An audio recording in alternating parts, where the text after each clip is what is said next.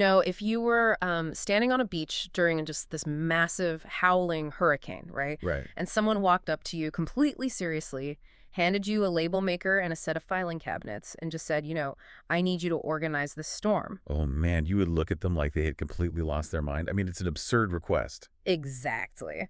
Because you cannot file away a force of nature. No, of course not. You can't just, like, slap a label on a tidal wave, put it on a shelf, and expect it to stay there quietly. But, and this is the crazy part, that is essentially how we approach one of the most fundamental forces of human existence. Yeah, we do it all the time. Which brings us to today.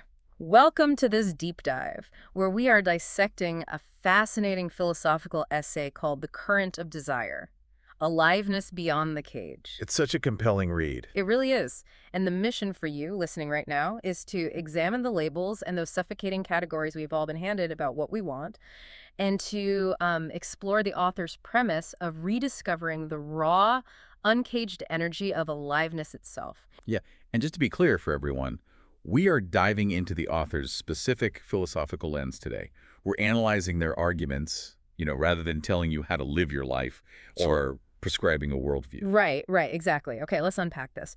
The foundational image this essay builds upon is the idea that human desire moves fundamentally the way water moves. Yeah, and water is just an incredibly apt metaphor here because it simply doesn't negotiate. No, not at all. It operates purely on the physics of flow. Hmm. It finds the lowest point, it discovers the open seam or the microscopic crack in the stone, and it just exploits it. Right, like a river doesn't hold a committee vote. Exactly. Yeah. It doesn't draft a risk assessment proposal before it decides to bend around a boulder in its path. It just goes.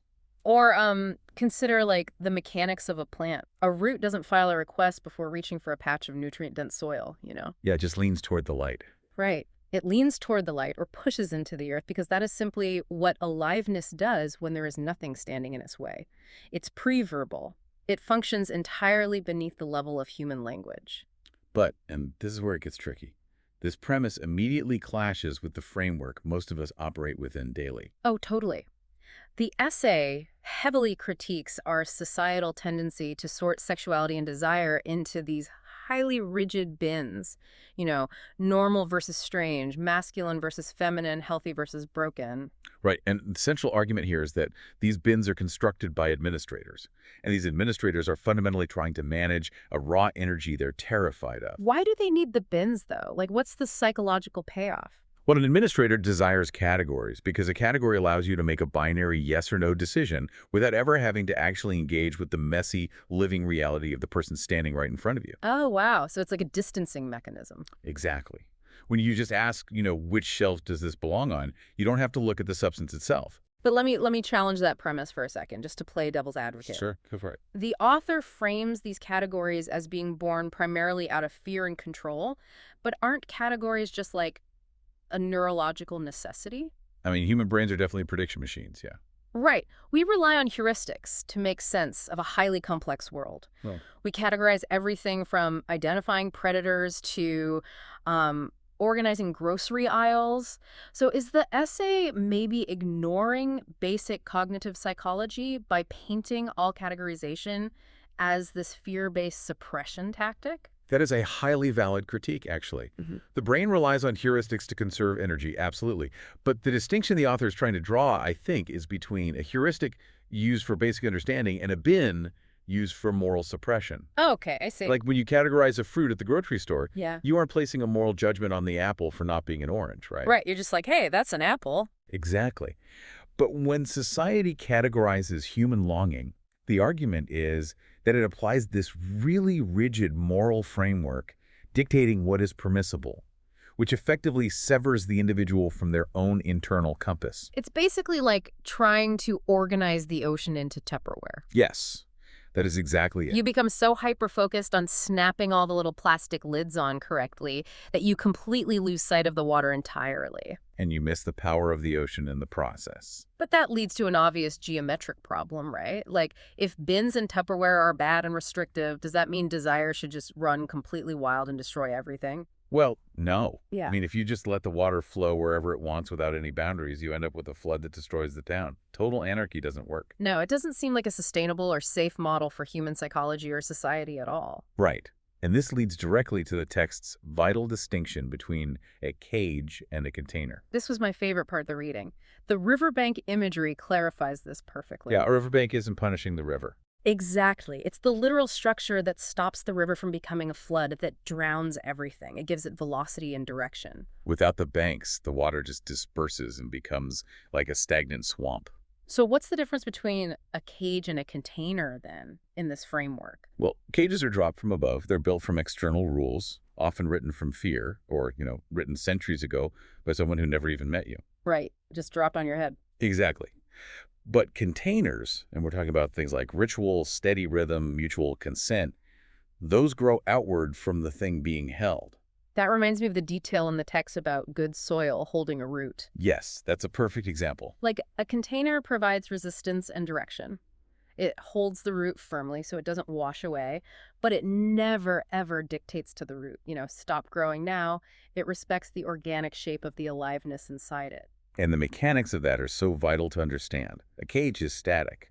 Once it's built, it just sits there.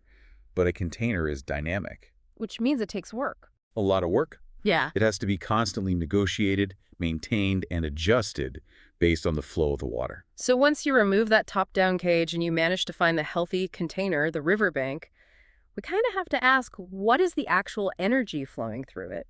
Right, because the text reveals that this energy is much, much bigger than just physical intimacy. Yeah, the source introduces this term, monadic sexuality, which is just, it completely redefines the entire scope of what we're actually talking about. Right. Monadic, in philosophical terms, means an undivided, singular source. It's the undivided ground beneath all those Tupperware labels. And the analogy the text uses for this is just brilliant. It points out that sexuality isn't some separate locked room in the house of a person. No, not a lot. It is literally one expression of the single electrical current that runs the whole building. Like, you can put up 1,000 competing labels and call them wallpaper, but the current underneath was never made of wallpaper. Yeah, the intense hunger you experience for a really well-cooked meal or the sudden tactile urge to make something with your hands. Or when you get pulled into a piece of music and you just can't stop replaying it. Exactly. Those aren't separate phenomena. They're the exact same current of aliveness. It's all the same electricity. Exactly. Yeah. And if we connect this to the bigger picture, the essay introduces a concept from Eastern traditions that is just fascinating. The concept of Shakti. Right, where the feminine is treated as the ground of reality itself. Yes, it's the energy that moves, wants, reaches, and creates. Because stillness, on its own, only witnesses. It's just passive. Right. Stillness witnesses, but Shakti moves. Which totally flips the script we usually get, where wanting is seen as a deficit or a flaw. Right, like you're supposed to reach some enlightened state where you want absolutely nothing. But this text argues that wanting isn't a flaw in a holy universe. Wanting is literally how the universe stays awake. I love that phrasing. Wanting is how the universe stays awake. Right. So we might think treating desire as this cosmic sacred energy is some radical new modern idea. But you were saying earlier that older traditions already had this figured out. Oh, absolutely. Older ancient maps had this mapped out perfectly. They built desire into the architecture of a good life rather than bolting shame onto it after the fact. Like it wasn't a sin you had to apologize for. Not at all. In classical traditions, desire was considered one of the 4 legitimate aims of a human life. It stood entirely on its own. It wasn't a debt owed to virtue or some hazard that required lifelong management. And the imagery around this in the text is so vivid. Yeah, the mythology really reflects this. Think about the god of desire in these traditions. He doesn't carry an iron sword. He wields a bow strung from sugarcane. Wait, a bow made of sugarcane? Yes, and the arrows are tipped with flowers instead of iron. Wow. Because it's a weapon built for invitation, not for war. Here's where it gets really interesting, though. The text brings up the story of Krishna and the women who loved him, the Gopas. Right. In our modern rule-based culture, a story about people abandoning their societal duties in the middle of the night to go dance in the forest would be framed as a severe cautionary tale. Right, like look what happens when you lose control. Exactly. But historically, it wasn't a cautionary tale. It was Leela, which means divine play. It proved that the sacred and the delighted were never in separate rooms. Being delighted by existence is an expression of profound reverence in itself. So, if we lose this sacred, playful connection to desire, Yeah. if we step away from Leela, what takes its place in our modern lives? Well, the chilling answer the text gives is force. Force disguised as obligation.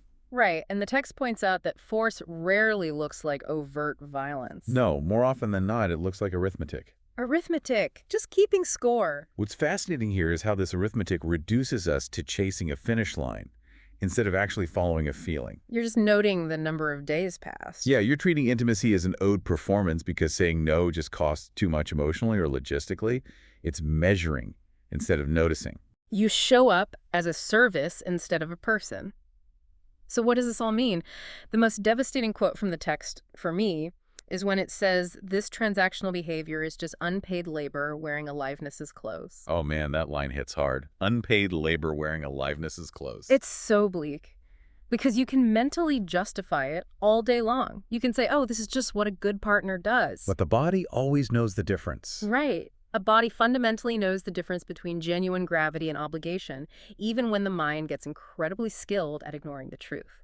And that cognitive dissonance is where so much resentment breeds. Okay, so how do we break out of this grim arithmetic? How do we return to Leela, to divine play? The text suggests the answer is something that gets entirely left out of most serious clinical or spiritual conversations about this. Humor. Humor, like just laughing. Yeah, laughter. Because biological bodies are inherently clumsy. I mean, we are full of odd sounds and elbows ending up in the exact wrong place. Yeah, you go for a smooth move and just end up headbutting someone. Exactly. Yeah. And a body that can genuinely laugh in the middle of being touched, in the middle of that awkwardness, is a body that has successfully stopped performing for its inner critic. Oh, that makes so much sense, because the inner critic is basically the administrator we talked about earlier, right? Exactly, just internalized, standing there with a clipboard, grading your performance. And laughter just shatters that evaluative framework. You can't be a strict administrator and double over laughing at the same time. Right. This raises an important question, though, about why we culturally mistake solemnity for depth. We think if it's not totally serious, it's not profound. Yeah, but the text asserts that solemnity is often just fear dressed formally. The ancient traditions that treated desire as a cosmic sacred force were often extremely playful, teasing, and ridiculous. So reverence and lightness were never opposites. No, they are the exact same current caught at two different moments. That is just incredible. Okay, so for you, listening right now, let's summarize this journey we've been on today. We covered a lot of ground. We really did. We moved from breaking out of society's rigid Tupperware bins to understanding desire as the natural water of aliveness, the exact same current flowing through art, hunger, and connection. We learned to spot the trap of arithmetic, that unpaid labor in relationships. Right, and the liberating power of laughter to short-circuit all of that. Ultimately, as the text says, a river doesn't need a dam to prove it's a river. It only needs somewhere honest to go. That's a beautiful way to put it. And I'd like to leave you with one final thought to mull over, building on all of this. Go for it. We established earlier that stillness only witnesses, while wanting Shakti is how the universe stays awake. Right. Therefore, if your everyday desires, your cravings, your messy hobbies, your reach toward a stranger's laugh, if those are literally the universe expressing its aliveness through you, Oh. what happens to the vitality of the universe itself if you spend your whole life suppressing your own small, honest curiosities in the name of being proper or productive? Wow. By locking yourself in the cage, are you essentially putting the universe to sleep?